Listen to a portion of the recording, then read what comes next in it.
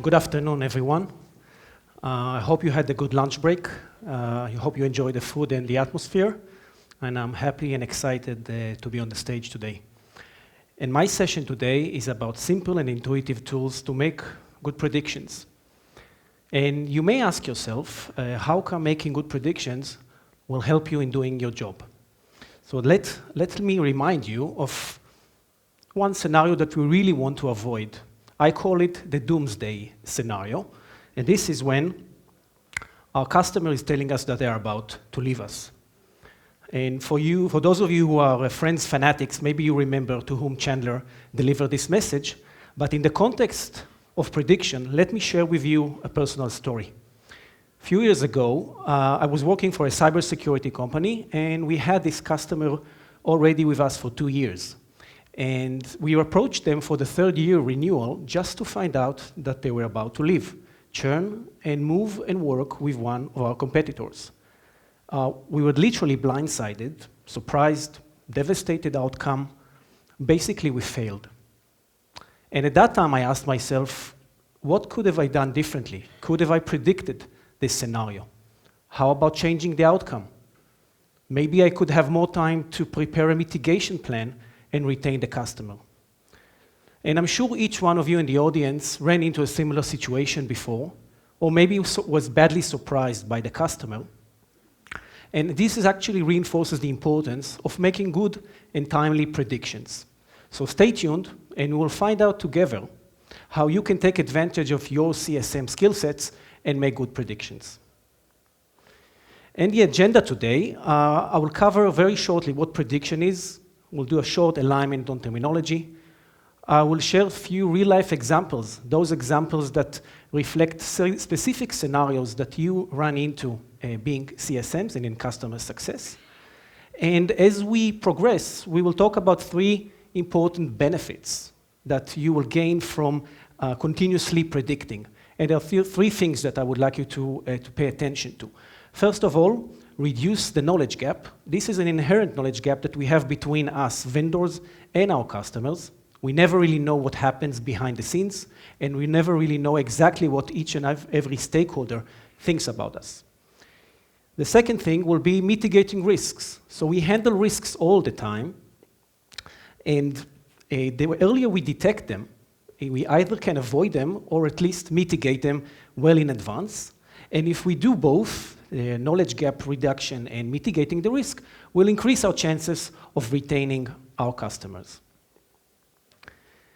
Now, the first example that I would like to share with you today is how I myself use prediction preparing for this session. So you just finished lunch, and I would like to run a poll. I think this will be the first and the last poll today. And I will ask you, how do you feel after the lunch break? Did you have too much to eat? Maybe you're sleepy. Was the food just fine? Or you didn't have any lunch and you're hungry and maybe you're not paying attention to what I'm saying. So at this stage, we will switch the presentation to the Slido page. And I'm welcoming everyone to do this poll. It will be very helpful for us. And we'll see what the results are. Now, very important note, this is not a customer satisfaction survey on behalf of the event organizers. I'm not asking about the quality of the food. This is purely for my own reasons, and you will understand why. I did, by the way, check the menu before as part of the preparation, but that's a side story.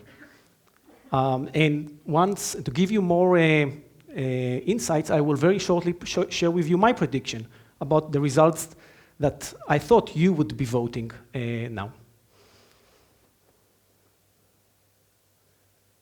We'll give it a few more seconds.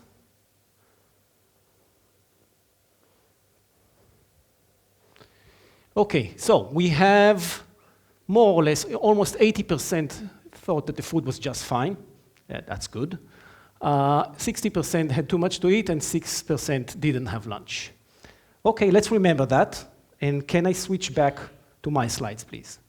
Now, let me share with you my prediction. And I predicted that 20%, so let's start again. 70% of you will think that the food was just fine, not far. And 30% will either think that they had too much to eat, or they're sleepy, or they didn't have any lunch. Now, prediction is one thing, and by the way, you never get prediction 100%, right? But there are big benefits for making predictions. You're not only thinking about the future outcomes, but it actually impacts your present actions. So when I take prediction, I actually want to make it to trigger a certain action on myself. And the action that I took upon myself is to prepare a session that will take into consideration the after-lunch effect. So I prepared an engaging session with practical examples, and if we still talk about lunch, it will be easy to digest. Okay, now let's talk very shortly about what's the difference between forecasting and prediction. In Hebrew, kind of one word, but in the context of customer success, they are slightly different. So let me share with you, and let's make sure that we are aligned. Forecasting is when we use data from previous events combined with recent trends. So that will be our data analytics, the product usage, all the information that we gather from different sources and we push into computer programs, into software programs, and run machine learning or artificial intelligence, and basically try to understand how our users use the product. And we use it also to segment our user base, or think about how we can improve their customer experience. This is very important aspect of customer success ecosystem, but not in scope of my presentation. What I would like to talk about is prediction. And the prediction is the act of indicating that something will happen in the future with or without prior information. And in that respect, we all know that computers have yet to actually quantify everything. We cannot really just rely on computers. This is where I want to make sure that we can actually leverage our existing skill sets, soft skills, personal skills, human instincts, emotional intelligence, to be able to collect different pieces of information from our environment and try to build a certain picture in our mind, a picture that kind of tells us, where we are now, what may happen in the future, and as a result, I will be able to plan my actions now and try to avoid surprises at a later stage. The second example is what I called semi-professional, semi-personal example for prediction. And I call it a prediction that changed my life. So sharing with you a short personal story. 21 years ago, my girlfriend, she relocated to London, and she called me and said, Guy, please join me. It's cool to live in London. At that time, I knew she was hating the English weather, so I wasn't sure why it's cool.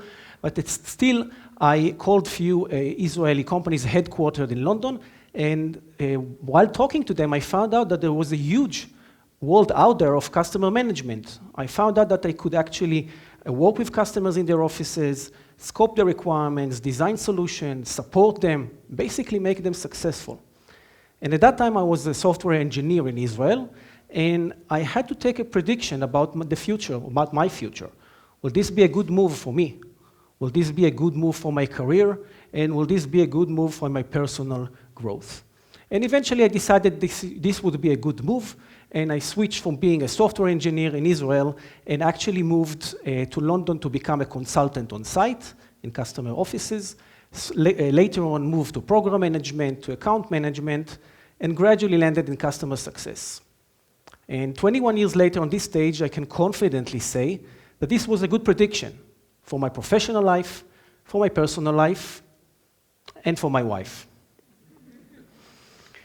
Okay, now we'll switch to those three scenarios that I would like to talk about in the context of customer success. The first one is about stakeholders. Stakeholders are the people that we work with day in and day out. We invest a lot of time in identifying stakeholders, managing stakeholders, having different stakeholder analysis methodology, and eventually, at some stage, they might leave the role, leave the company or switch to a different role. And how difficult it is that you invested so much time and then you need to change tactics or change your plans, basically. So wouldn't it be good, actually, for us to try and predict? So let me share with you three signals that I would like you to take into consideration. First one is when the engagement slows down. Engagement slows down means that the person that you've been working with is late on calls, maybe doesn't join calls, very late to responding to your emails or your messages. Basically, you see either a gradual or immediate drop in engagement.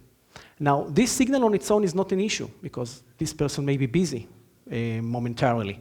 But if you couple it with another signal, which is whenever a new person just got involved, and this new person could join calls unannounced, maybe not formally announced yet because they have some things happening behind the scenes and they haven't made the transition yet. They are copied on emails. Maybe they will even send you some messages or emails or respond to some emails or ask questions that you've already been asked before. So if you take those two signals together, you can already try and check on this person, he or she, maybe on LinkedIn, maybe on other sources, use your network and try to understand who they are.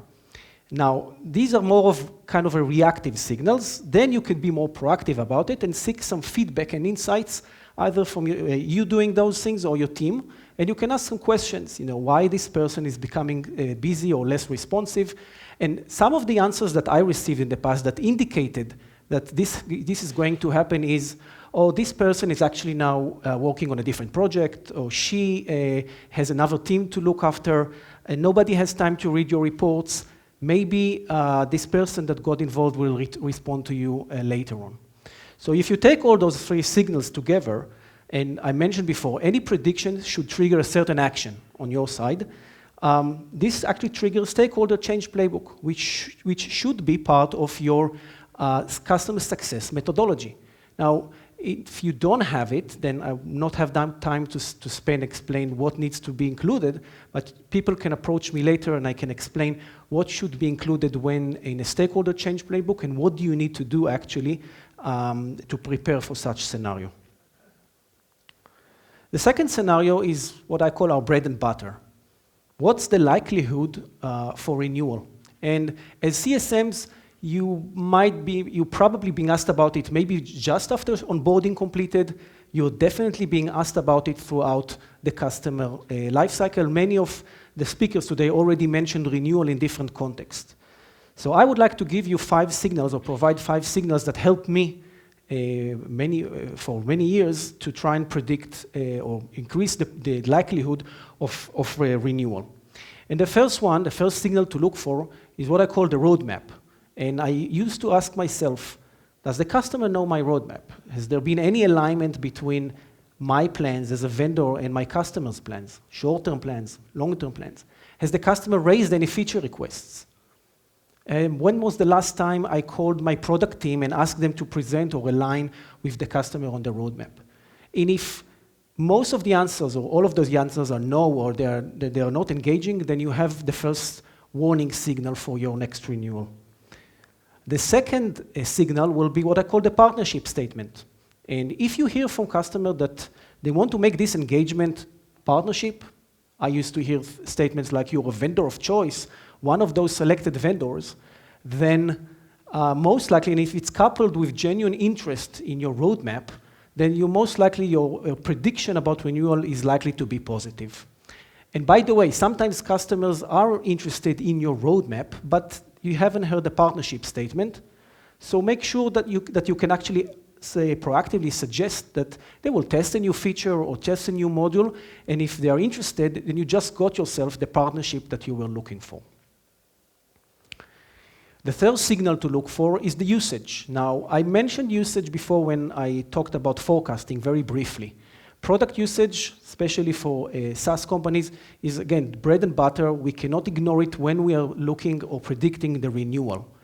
All the features that are being used, how many users, what's the adoption rate, all of those very important things have to be fed into your prediction process, and we cannot really ignore them. The fourth signal will be the sentiment. And as CSMs, you are expected to manage relationship, and as such, understand what is the sentiment of your stakeholders.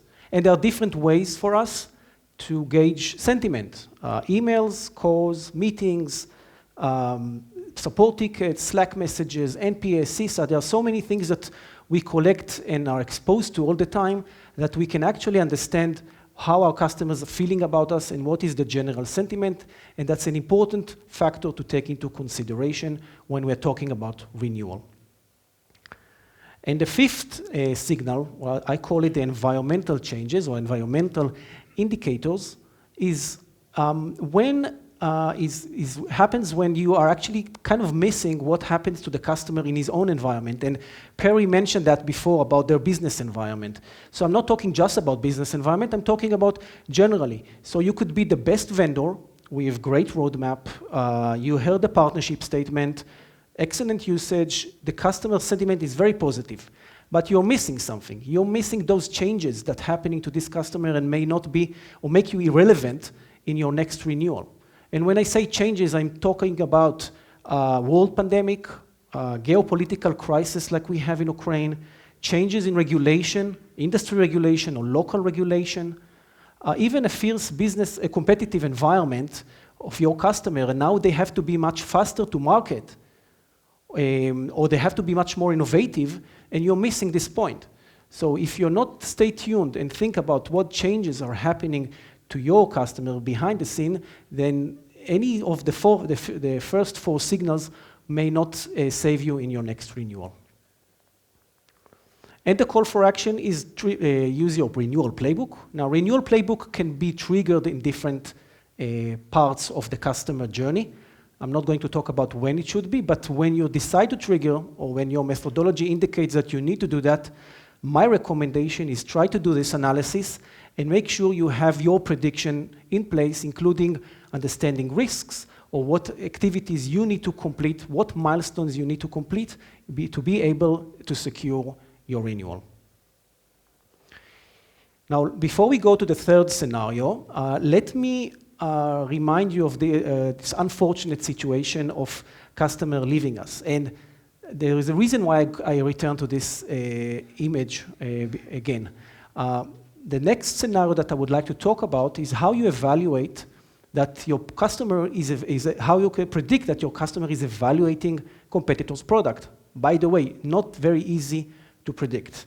And there are different, and these are one of the earlier signs of you maybe losing or hearing the statements that the customer is about to leave you. And before going to those specific signals, let me share with you one email that I received from one of my customers a few years back. At that time, the company I used to work for was providing a service. And this service included Facebook scanning. We were using a Facebook API. I will not go to all the technicalities. It's not important at this stage. And at Facebook, at some stage, maybe some of you know, limited the API usage, and we got stuck, basically, and we told our customers, we were very transparent about it, that we will don't have a solution for now, we are working on an alternative solution, and please bear with us for now. And a few weeks later, I got this email asking me when you guys are planning to support Facebook scanning. Now, harmless email, possibly, maybe the customer forgot about our communication, or maybe they really needed it. Let's see what happened. So this actually relates to the first signal that I would like to share with you when you are thinking or trying to predict whether your customer is evaluating competitor's product.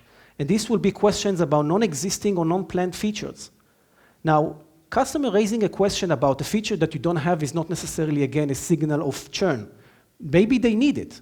But if they need it, usually they can explain the reason, the business requirement, the use case behind it, so you will feel more comfortable with the question.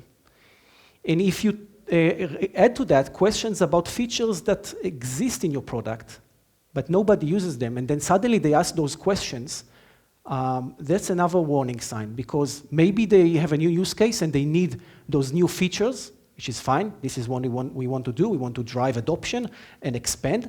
But on the other hand, it could be the scenario where they are actually running a comparison matrix with another technology or one of your competitors, and now they just need to ask a lot of questions to understand the difference between your product and somebody else's product. The third signal to look for is an org change, organizational change, or a stakeholder change, which relates to the first scenario that I mentioned before. And this new stakeholder can bring a new agenda, new requirements, maybe a new team, and sometimes they even bring their own preferred vendors. So it's not difficult for them to tell their team, go and evaluate this new technology. And if your product is very important, there is a real need, nobody will kick you out from the customer before they have an alternative solution. So they will have to evaluate something. So this is something that you need to remember as well.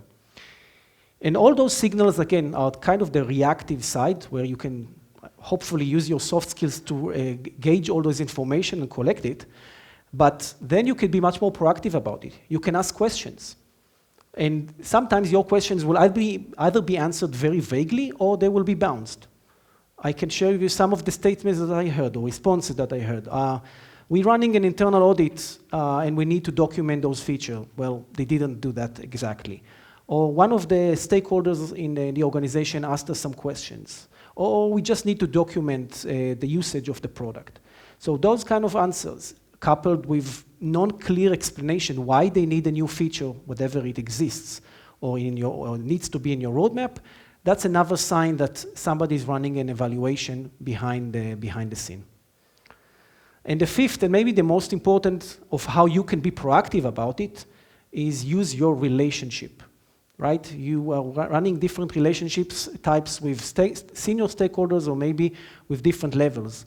And if your product is doing a good job, and you're providing value, the operational team, the technical team, the users will be very happy. They don't want you to go out or leave. So if someone is asking them from the higher management to test and evaluate a competitor's product, they will feel uncomfortable. And you can use that to your advantage. Why? Because if you have those relationships, you can ask very specific questions about why do you need this feature, why this question is being asked. And let me share you again some statements and responses that I got from customers who were trying to help me. There's a reason why we ask those questions. Read between the lines. Somebody asked us to evaluate another technology. We're not sure yet if this is going to be a replacement or not. So those kind of answers should give you indicate and give you some idea about what's happening behind the scenes. And also this situation reinforces the importance of having different level of stakeholder relationship, not just the senior stakeholders or those who approve the budget, but those people who actually do the work and can help you in a similar scenario. And the trigger for action here will be use the mitigation plan, right? So in case we identify such a risk, you have to have a mitigation plan in place. It could be including those activities and actions that you need to take. Which stakeholders do you need to work with? All of those things, they're not like one size fits all, but there has to be a plan that can help you try to mitigate or avoid this very high risk and secure your renewal. So those were the 3 scenarios, and each one of them dive to a specific area. Now let's talk about the big picture. And when I say the big picture, I mentioned it before when I explained what prediction is. And from my perspective, it's like building a certain picture in your mind. Also, I like to call it like building a certain puzzle. So there are different pieces of information that you're collecting. I want to give you the example of onboarding. I usually do prediction about how successful will be the onboarding. Before I use any metrics or other things, there is a way to do that. I couldn't really concentrate on that in this session because we are limited in time, but there are many other predictions that you can do. And there is predictions that you can do about adoption, even before you start measuring usage. Sometimes you have to predict because you are not SaaS, right? And it's an on-prem deployment. How you do that? You have to use other tools to be able to think about those scenarios. And there's the renewal scenario, which we just talked about. And there are stakeholders. We talked about change of stakeholder. I can give you another example of, I call it the groom your next sponsor scenario. Somebody new is joining the company or the team that you've been working with, and they're going to be your next sponsor. What are you going to do about that? How you can predict it? What kind of actions do you need to take now to be able to make sure that this stakeholder will not be asking about you, about your product, but will actually know and appreciate your value already. And there is the competition, we talked about that. And also there are different missing pieces. And we have to remember, prediction is not 100% accurate. But the more pieces or the more parts of the picture you have in place, better for you, or it will make your life much easier in preparing for the next actions that you need to take. And again, taking into consideration that we want to really avoid those bad surprises with our customers. And as we approach the end, I would like to all of us to take one very important message from this session. And it is that we should continuously think about the different possible outcomes of the future as they have a positive impact on our actions in the present. In that respect, prediction triggers action. So don't predict if you're not planning to act upon it. The fact that we are making prediction is giving us more time to think about our next steps, and as I mentioned, reduce risks and prepare for scenarios that we really want to avoid. And there are 3 principles that I would like you to remember, and I have the feeling that you will remember them very easily. First of all, make it continuous. Prediction is not an act of doing something as a one-off activity. This is a continuous process, like you're building a puzzle or you're building a picture. It takes time to build this picture and give you more insights about what's happening. The second thing is use your sharp soft skills. You are CSMs. You have good soft skills, you have good communication skills, you know how to talk with customers, you have your eyes and ears, and you are able to gauge or collect a lot of information that is wandering around. And eventually make it a mindset, and practice more and more and more, and eventually it will become part of your thinking process, it will be your mindset. And if you were wondering how you remember those 3 important principles, this is who you are, CSMs. Obviously, there will be some overhead for making predictions. We didn't talk about that. Sometimes it will take more time for you or your team to make those predictions, or it will require more effort. And sometimes major risk that you think you have actually going to be minor issues. But you prefer that on having a minor issue that will later become a major risk.